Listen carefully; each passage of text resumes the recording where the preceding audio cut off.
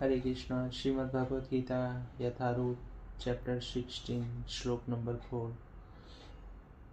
दंभो दर्पोऽभिमानस्य क्रोध पारुष्यमेव च अज्ञानं चाभिजातस्य पार्थ सम्पदमासुरीम्। हे पृथापुत्र, दंभ, दर्प, अभिमान, क्रोध, कठोरता तथा ज्ञान ये आसुरी स्वभाव वालों के गुण हैं। तात्पर्य, इस श्लोक में नरक के राजमार्ग का वर्णन है। आसुरी स्वभाव वाले लोग धर्म तथा आत्मविद्या की प्रगति का आडंबर रचना चाहते हैं, भले ही वे उनके सिद्धांतों का पालन न करते हों। वे सदैव किसी शिक्षा या प्रचुर संपत्ति का अधिकारी होने का दर्प करते हैं। वे चाहते हैं कि अन्य लोग उनकी पूजा करें और सम्मान दिखाएं, भले ही वे सम्मान के योग्य न हो। वे छोटी छोटी बातों पर क्रुद्ध हो जाते हैं, खरी खोटी सुनाते हैं और नम्रता से नहीं बोलते। वे यह नहीं जानते कि क्या करना चाहिए और क्या नहीं करना चाहिए। वे अपनी इच्छा अनुसार सनक व सारे कार्य करते हैं। वे किसी प्रमाण को नहीं मानते। वे ये आसुरी गुण तभी से प्राप्त करते हैं जब वे अपनी माताओं के गर्भ में होते हैं। ज्यों ज्यों वे बढ़ते हैं त्यों त्यों ये अशुभ गुण प्रकट होते हैं। दैवी संपदि मोक्षाय निबंधाय श्रुतिमता आशु च संपदम देवी ममे जातोषी पांडव। दिव्य गुण पूंछ के लिए अनुकूल है और आसुरी गुण बंधन दिलाने के लिए। हे पांडुपुत्र, तुम चिंता मत करो, क्योंकि तुम दैवी गुणों से युक्त होकर जन्मे हो। तात्पर्य, भगवान कृष्ण अर्जुन को यह कहकर प्रोत्साहित करते हैं कि वह आसुरी गुणों के साथ नहीं जन्मा है। युद्ध में उसका सम्मिलित होना आसुरी नहीं है, क्योंकि वह उसके गुण दोषों पर विचार कर रहा था। वह यह विचार कर रहा था कि भीम तथा द्रोण जैसे प्रतिष्ठित महापुरुषों का वध किया जाए या नहीं। वह यह विचार कर रहा था कि भीष्म तथा द्रोण जैसे प्रतिष्ठित महापुरुषों का वध किया जाए या नहीं। अतएव वह न तो क्रोध के वशीभूत होकर कार्य कर रहा था, न झूठी प्रतिष्ठा या निष्ठुरता के अधीन होकर।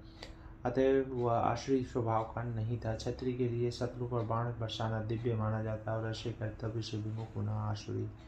अतएव अर्जुन के लिए शोक संताप करने का कोई कारण नहीं था। जो कोई भी जीवन के विभिन्न आश्रमों के विधानों को पालन करता है, वह दिव्य पद पर स्थित होता है। दौ भूत सार्गो लोक स्मिन् देव आसुर एव च दैवो विस्तरश प्रोक्त आसुरम पार्थ मे गुरु। हे पृथापुत्र, इस संसार में सृजित प्राणी दो प्रकार के हैं, दैवी तथा आसुरी। मैं पहले ही विस्तार से तुम्हें दैवी गुण बता चुका हूँ, तुम अब मुझसे आसुरी गुणों के विषय में सुनो। तात्पर्य, अर्जुन को यह कहकर कि वह दैवी गुणों से संपन्न होकर जन्मा है, भगवान कृष्ण अब उसे आसुरी गुण बताते हैं। इस संसार में बद्ध जीव दो श्रेणियों में बटे हुए हैं। जो जीव दिव्य गुणों से संपन्न होते हैं, वे नियमित जीवन बिताते हैं, अर्थात वे शास्त्रों तथा विद्वानों द्वारा बताए गए आदेशों का निर्वाह करते हैं। मनुष्य को चाहिए कि प्रामाणिक शास्त्रों के अनुसार ही कर्तव्य निभाए। वह यह प्रकृति दैवी कहलाती है। जो शास्त्र विहित विधानों को नहीं मानता और अपनी सनक के अनुसार कार्य करता है, वह आसुरी कहलाता है।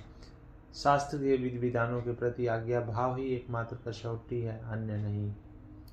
वैदिक साहित्य में उल्लेख है कि देवता तथा असुर दोनों ही प्रजापति से उत्पन्न हुए। अंतर इतना है कि एक श्रेणी के लोग वैदिक आदर्शों को मानते हैं और दूसरे नहीं मानते। प्रवृत्ति च निर्वृत्ति च जना न विदुरासुरा न शौचम नापि चाचारो न सत्यम तेषु विद्यते। जो आसुरी है वे यह नहीं जानते कि क्या करना चाहिए क्या नहीं करना चाहिए। उनमें न तो पवित्रता, न उचित आचरण, न सत्य पाया जाता है।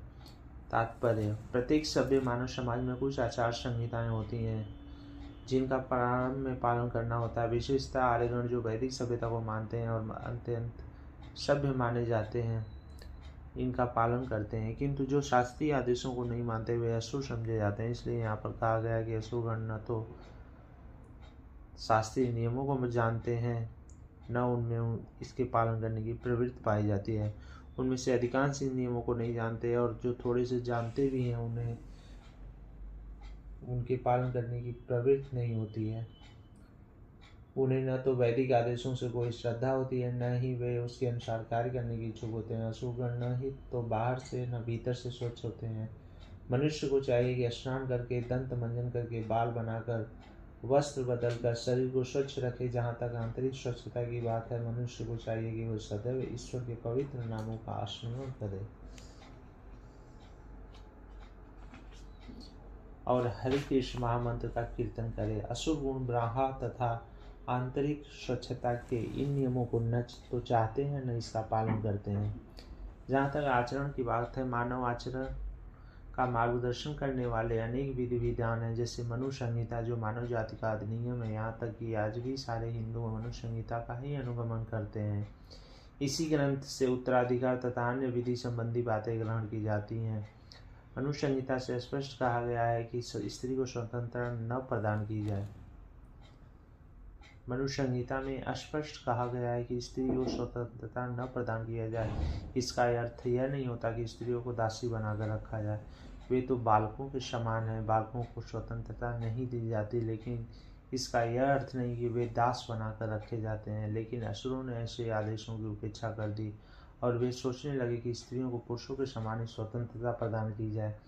लेकिन इससे संसार की सामाजिक स्थिति में सुधार नहीं हुआ। वास्तव में स्त्री को जीवन की प्रत्येक अवस्था में सुरक्षा प्रदान की जानी चाहिए। उसके बाल्यकाल में पिता द्वारा संरक्षण प्रदान किया जाना चाहिए, तारुण्य में पति द्वारा, बुढ़ापे में बड़े पुत्रों द्वारा।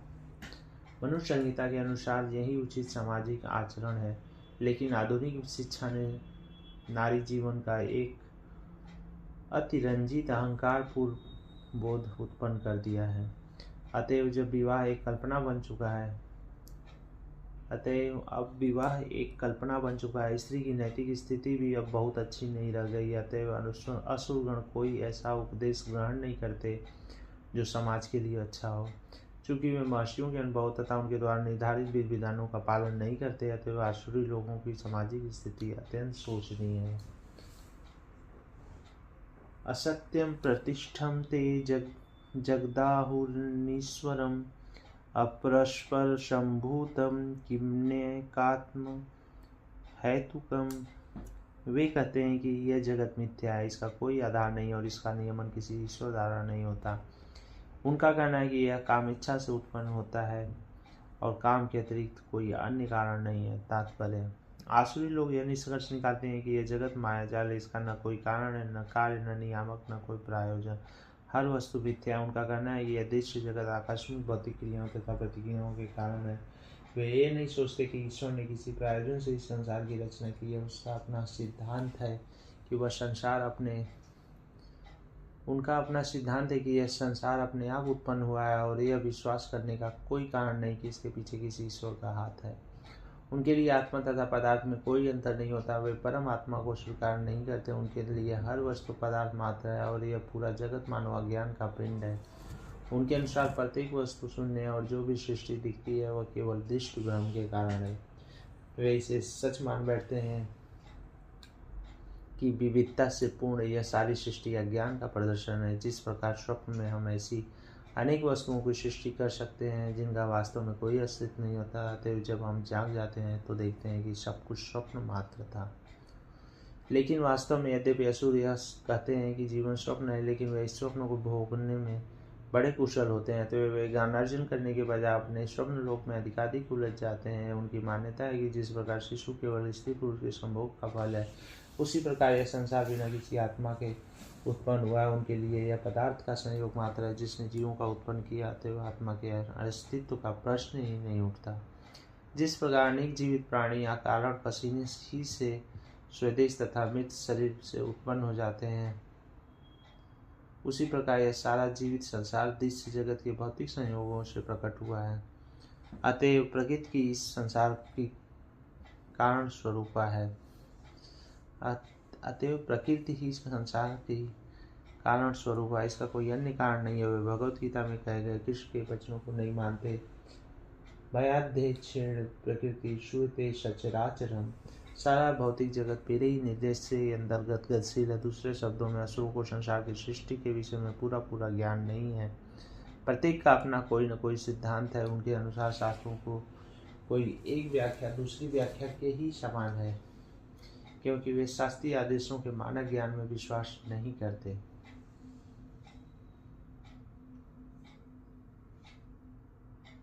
एताम दृष्टिम नष्टात्मनो अल्पबुद्धय प्रभवन्त्यग्रप्रमाण क्षयाय जगतो हिता। ऐसे निष्कर्षों का अनुगमन करते हुए आसुरी लोग जिन्होंने आत्मज्ञान खो दिया है और जो बुद्धिहीन है, ऐसे अनुपयोगी और भयावह कार्यों से प्रवृत्त होते हैं जो संसार का विनाश करने के लिए होता है। ऐसे निष्कर्षों का अनुगमन करते हुए आसुरी लोग जिन्होंने आत्मज्ञान खो दिया है और जो लोग बुद्धिहीन हैं, ऐसे अनुपयोगी और भयावह कार्यों में प्रवृत्त होते हैं जो संसार का विनाश करने के लिए होता है। तात्पर्य, आसुरी लोग ऐसे कार्यों में व्यस्त होते हैं जिससे संसार का विनाश हो जाए। भगवान यहाँ कहते हैं कि वे कम बुद्धि वाले हैं, भौतिकवादी, जिन्हें ईश्वर का कोई बोध नहीं होता।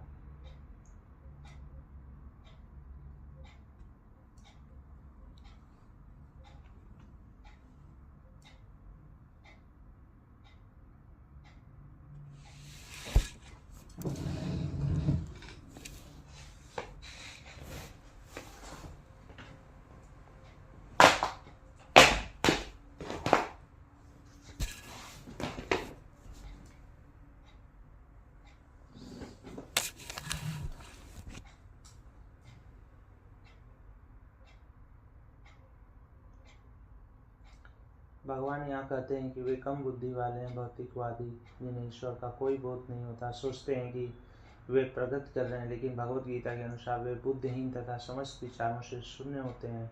वे इस भौतिक जगत का अधिक से अधिक भोग करने का प्रयत्न करते हैं, अतः इंद्रिय तृप्ति के लिए वे कुछ न कुछ नया आविष्कार करते हैं। ऐसे भौतिक आविष्कारों को मानव सभ्यता का विकास माना जाता है, लेकिन इसका दुष्परिणाम यह होता है कि लोग अधिकाधिक हिंसक तथा क्रूर होते जाते हैं।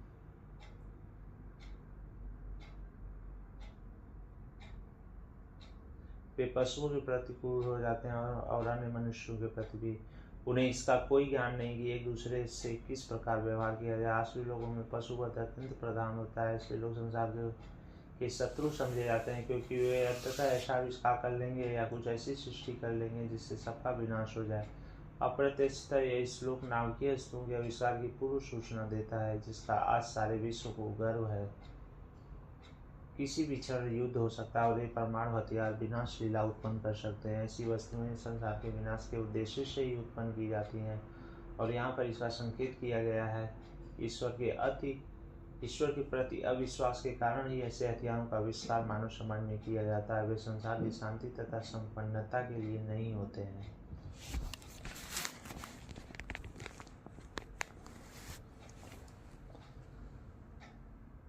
काममाश्रित्य दुष्पुरं दम्भमानवदान्विता मोहात् गृहीत्वा सद्ग्राहा प्रवन्तते शुचिवृता। कभी न संतुष्ट होने वाले काम का आश्रय लेकर तथा गर्व के मध्य मिथ्या प्रतिष्ठा में डूबे हुए आसुरी लोग इस तरह मोहग्रस्त होकर सदैव क्षणभंगुर वस्तुओं के द्वारा अपवित्र कर्म का व्रत किए रहते हैं। तात्पर्य, यहाँ पर आसुरी मनोवृत्ति का वर्णन हुआ। आसुरों में काम कभी तृप्त नहीं होता। वे भौतिक भोग के लिए अपनी अतिरिक्त इच्छाएं बढ़ाते चले जाते हैं। यद्यपि वे क्षणभंगुर वस्तुओं को स्वीकार करने के कारण सदैव चिंतामग्न रहते हैं, तो भी वे मोहवश ऐसे कार्य करते रहते हैं। उन्हें कोई ज्ञान नहीं होता, तो वे यह नहीं वे यह नहीं कह पाते कि वे गलत दिशा में जा रहे हैं। क्षणभंगुर वस्तुओं को स्वीकार करने के कारण वे अपना निजी ईश्वर निर्माण कर लेते हैं, अपने निजी मंत्र बना लेते हैं और तदनुसार कीर्तन करते हैं। इसका फल यह होता है कि वे दो वस्तुओं की ओर अधिकाधिक आकृष्ट होते हैं, काम भोग तथा संपत्ति संचय। इस प्रसंग में अशुचि व्रता शब्द अत्यंत महत्वपूर्ण है, जिसका अर्थ है अपवित्र व्रत। ऐसे आसुरी लोग मध्य स्त्रियों, दूध, कीड़ा तथा मांसाहार के प्रति आसक्त होते हैं। यही उनकी अशुचि यथार्थ अपवित्र गंदगी आदतें हैं। धर्म तथा अहंकार से प्रेरित होकर वे ऐसे धार्मिक सिद्धांत बनाते हैं जिसकी अनुमति वैदिक आदेश नहीं देते। यद्यपि ऐसे आसुरी लोग अत्यंत निंदनीय होते हैं, लेकिन संसार में कृत्रिम साधनों से ऐसे लोगों का झूठा सम्मान किया जाता है। यद्यपि वे नरक की ओर बढ़ते रहते हैं, लेकिन वे अपने को बहुत बड़ा मानते हैं। हरे कृष्णा।